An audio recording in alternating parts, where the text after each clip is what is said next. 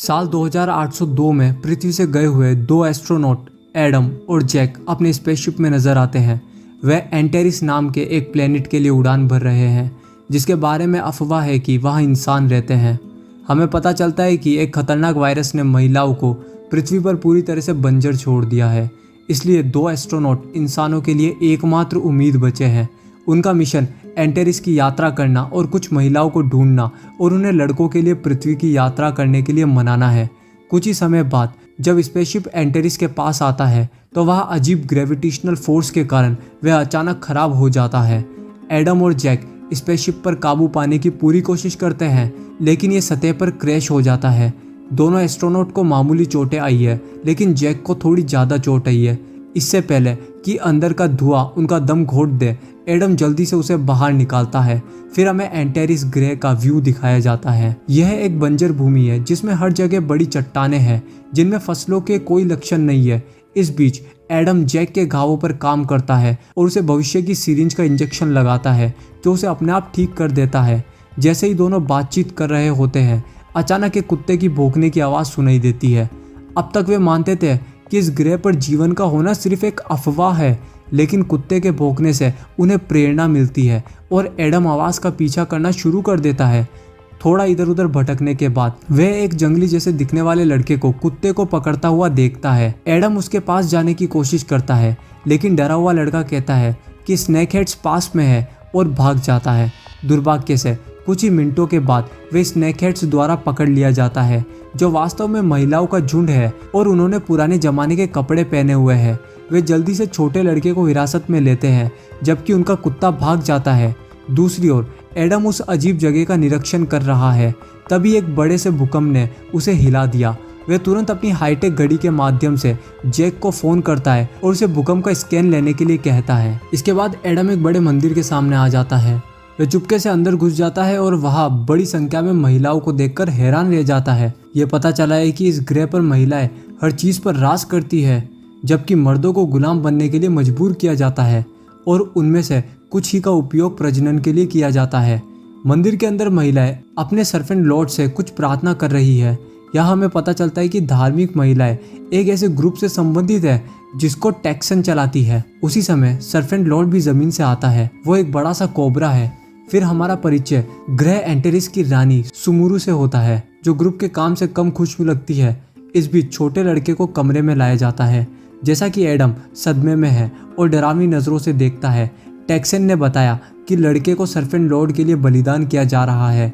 ये सुनकर लड़के की बहन डव, जो रानी के सैनिकों में से एक है, टैक्सन को और उसके ग्रुप के सदस्यों से लड़ने लगती है। यहाँ ये पता चलता है कि मंदिर के अंदर की महिलाएं दो ग्रुप्स में बटी हुई है, एक जो टैक्सन का काम करती है और दूसरी जो रानी का काम करती है। डव अकेले लड़ना जारी रखती है और अचानक सर्फेंट लॉर्ड झपट्टा मारता है और ग्रुप के सदस्यों में से एक को निगल लेता है। गुस्सेल टैक्सन अपनी महिलाओं को डव को पकड़ने का आदेश देती है, लेकिन रानी उन्हें रोक देती है, यह दावा करते हुए कि यह सिर्फ सेल्फ डिफेंस था। दोनों नेता अपनी अपनी बहस में पड़ जाते हैं, लेकिन तभी एडम, जो एक कोने में छिपा हुआ है, उसको अपने दोस्त का फ़ोन आता है, जो कमरे में सभी को सचेत करता है। टैक्सन तुरंत अपने सैनिकों को उसके पीछे जाने का आदेश देती है, लेकिन एडम अपनी बंदूक का उपयोग करके भागने लगता है। हंगामे के दौरान छोटा लड़का भी मंदिर से भागने में सफल हो जाता है। थोड़ी देर के बाद एडम और छोटा लड़का इस ग्रह से बचने के लिए स्पेसशिप की ओर बढ़ते हैं। हालांकि एडम के जाने से पहले उसे टैक्सन की एक महिला द्वारा पैर में तीर मारा जाता है। फिर भी जैक और लड़के की मदद से वह स्पेसशिप के अंदर चले जाता है, लेकिन तीर में जहर लगा है, जिससे वह धीरे धीरे होश खो बैठता है। बाहर रानी अपनी सेना के साथ आती है और टैक्सन के ग्रुप को जाने के लिए कहती है। पहले तो वो इनकार करती है, ये दावा करते हुए कि महिलाओं के लिए पुरुषों को मारना पूरी तरह से कानूनी है। लेकिन जब सुमोरू ने दावा किया कि वह रानी है और हर चीज़ पर उसका अधिकार है, तो वह मन मारकर चले जाती है। इसके बाद रानी स्पेसशिप में प्रवेश करती है और एलियंस का सामना करती है। वह फिर कुछ निकालती है और उसे एडम में इंजेक्ट करती है, जिससे उसकी जान बच जाती है। अगले सीन में एडम और जैक को रानी के महल पर लाया जाता है, जहां वे प्राइवेटली मिलने में कामयाब रहे। जैक ने बताया कि जियोस्कैन के अनुसार उन्हें पता चला कि यह ग्रह मर रहा है और इसलिए भूकंप इतनी ज़्यादा बार आते हैं। ग्रह के पास बस 2 महीने ही बचे हैं, फिर ये ग्रह खत्म हो जाएगा। बाद में एडम को पूछताछ के लिए रानी के कक्ष में लाया गया। वह अपना परिचय देता है और बताता है कि वह पृथ्वी ग्रह से है। उसका यह भी दावा है कि एंटेरिस के लोग पृथ्वी के वंशज है, क्योंकि कुछ लोगों को 1000 साल पहले एक टेराफॉर्मिंग मिशन पर भेजा गया था। उन्होंने पहले 100 सालों तक अपने कामों की सूचना दी, लेकिन उसके बाद सभी कम्युनिकेशंस बंद हो गए। पृथ्वी एक घातक युद्ध से गुजर रही थी और इसलिए उन्होंने एंटेरिस पर अपने लोगों के बारे में अधिक जानने की कोशिश नहीं करी। ये सब सुनकर रानी अचंभित हो जाती है, लेकिन वह फिर भी दावों का समर्थन करती है, क्योंकि उनके लेजेंड्स ने पृथ्वी नाम के ग्रह के बारे में बोला है।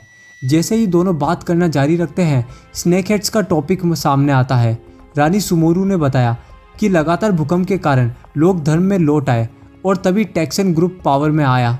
वह एक बेहद शाही परिवार से आती है और उसका मानना था कि रानी बनना उसकी किस्मत में है, लेकिन जनता ने उसे नहीं चुना।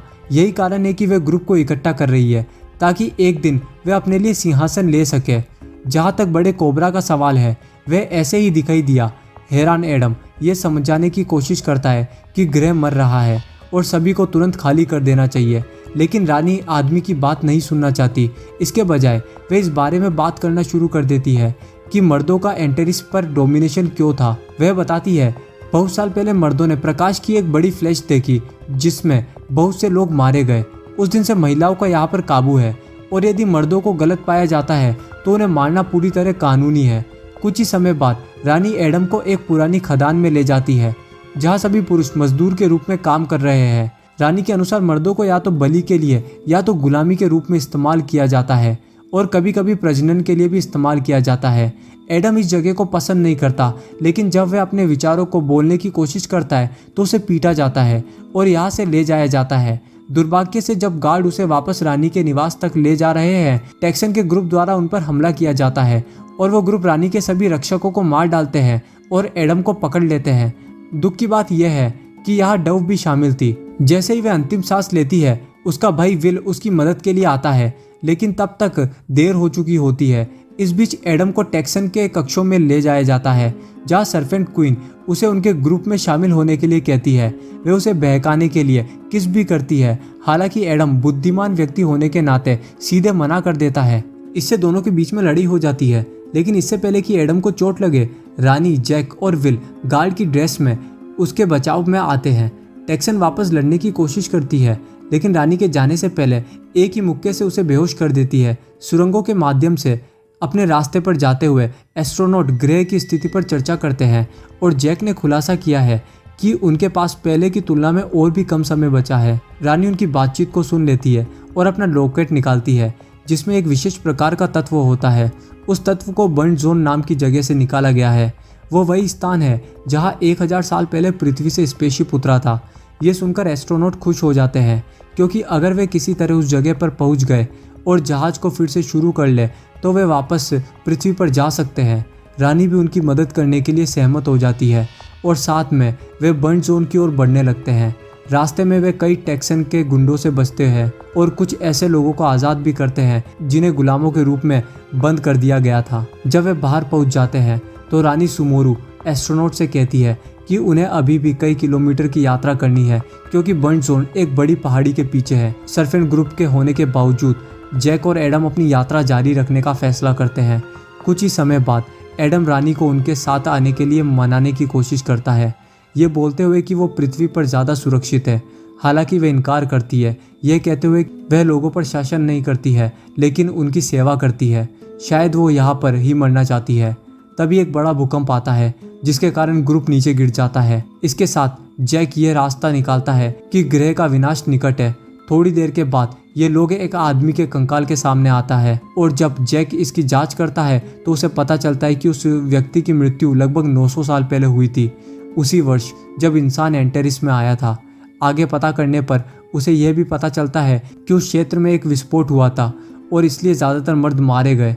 ये सुनकर रानी को पता चलता है कि ये वही रोशनी की चमक थी जो सदियों पहले उनके पूर्वजों ने देखी थी, क्योंकि वो चमक प्राकृतिक कारणों से उत्पन्न हुई थी, यानी मर्द निर्दोष थे। इसलिए इन सभी सालों में उनका धर्म, जिसमें कहा गया था कि पुरुष खतरनाक और निकम्मे है, एक झूठ पर बनाया गया था। ये बात रानी को अंदर से तोड़ देती है, लेकिन लड़कियों से चलते रहने के लिए कहते हैं क्योंकि उनके पास ज़्यादा समय नहीं बचा है। अगले सीन में ग्रुप बर्न जोन के पास आता है जो एक बड़ा सा स्पेस डोम की तरह होता है। जैक और विल कंट्रोल रूम से इंजन को फिर से शुरू करने की कोशिश करते हैं, जबकि एडम और रानी नियंत्रित करने के लिए दूसरे कमरे में जाते हैं। बहुत मेहनत के बाद एस्ट्रोनॉट इंजन को फिर से चालू करने का प्रबंधन करते हैं, लेकिन दुर्भाग्य से टेक्सन और उसका ग्रुप आता है। दोनों पक्षों के बीच एक लड़ाई होती है, लेकिन एडम हाईटेक गैजेट्स के साथ ज़्यादातर महिलाओं को मार देता है। अब केवल टेक्सन बची है, लेकिन वह रानी को लड़ाई के लिए चुनौती देती है, जिसके लिए वो सहमत है। सबसे पहले दोनों बराबरी से लड़ते हैं, लेकिन जल्द ही अपनी युद्ध तकनीकों का उपयोग करते हुए रानी जीत रही होती है। टेक्सन हमला करने के लिए अपने चाकू को आगे ले जाती है, लेकिन एक बार फिर रानी आसानी से पलट जाती है। कुछ देर के लिए सर्फेंट क्वीन से लड़ने के बाद रानी उसे एक जनरेटर में फेंक देती है, जिससे वह गिर जाती है। फिर भी टेक्सन हार मानने को तैयार नहीं है और वह रानी पर अपने चाकू से हमला करने लगती है, लेकिन इस बार एडम उस पर फायर करता है और उसे हमेशा के लिए ख़त्म कर देता है। कंट्रोल रूम में जैक स्पेसशिप शुरू करने में कामयाब रहा और अब यह उड़ान भरने के लिए तैयार है। ये जानने के बाद कि एंटेरिस पर किसी भी अत्याचार के लिए पुरुष जिम्मेदार नहीं है, ग्रह मर रहा है, रानी भी जैक, एडम और विल के साथ पृथ्वी की यात्रा में शामिल होने का फैसला करती है। जल्द ही स्पेसशिप उड़ान भरता है और हवा में उड़ता है। एंटेरिस के सभी लोग हैरान होकर स्पेसशिप को देखते हैं। उन्हें अपनी रानी के बिना देखकर एडम बुरा महसूस करता है और सुझाव देता है कि वे सभी को जहाज के अंदर लाए, क्योंकि इसमें 500 लोगों के लिए पर्याप्त जगह है। जैक ये दावा करने की कोशिश करता है कि खतरनाक भूकंप जहाज को नष्ट कर सकता है, लेकिन एडम और रानी रिस्क लेने के लिए तैयार है। जल्दी वे जमीन पर पहुंच जाते हैं और लोग उस बड़े ढांचे को देखकर चौंक जाते हैं, जिसे वे पहले बर्न जोन कहते थे। रानी सुमोरू बाहर निकलती है और सभी को अंदर आने का आदेश देती है, यह बोलते हुए कि हमारा ग्रह मरने वाला है, इसलिए वे दूर के ग्रह में जा रहे हैं। उस ग्रह में कई अन्य लोग होंगे और लिंग, जाति या धर्म में कोई भेदभाव नहीं है। ये सुनकर लोग उत्तेजित हो जाते हैं और वे तुरंत जहाज में आने लगते हैं। हालांकि इससे पहले कि जैक और एडम स्पेसशिप को ग्रह से दूर ले जा सके, एक बड़े पैमाने पर भूकंप सभी हिला देता है। जब वे बाहर देखते हैं तो वे देखते हैं कि वो बड़ा सा कोबरा जहाज पर हमला कर रहा है। समय समाप्त होने के साथ एडम जैक को चलने को बोलता है और सौभाग्य से जैसे ही वे ऐसा करते हैं, सांप स्पेसशिप से निकलने वाली आग के कारण मर जाता है। इसके साथ स्पेसशिप अंत में उड़ान भरता है और हमेशा के लिए एंटेरिस ग्रह को छोड़ देता है। इस तरह के और वीडियो देखने के लिए सब्सक्राइब करें, नोटिफिकेशन बेल चालू करें और चैनल को मदद करने के लिए वीडियो को लाइक करें। वीडियो देखने के लिए दिल से धन्यवाद।